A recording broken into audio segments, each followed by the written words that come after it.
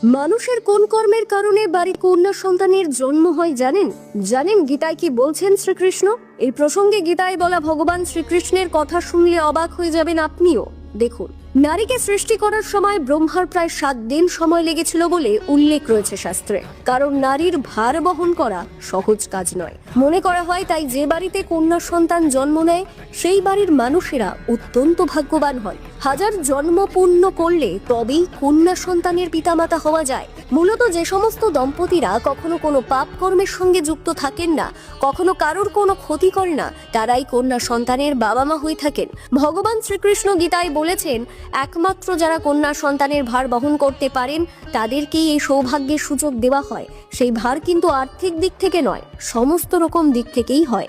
নানান সমস্যা থাকার পরেও যদি আপনি আপনার কন্যা সন্তানকে সঠিকভাবে লালন পালন করতে পারেন তাহলে খুব সহজেই ভগবানের আশীর্বাদ লাভ করতে পারবেন। আমাদের এই ভিডিওটি ভালো লাগলে অবশ্যই কমেন্টে জয় শ্রীকৃষ্ণ লিখতে ভুলবেন না।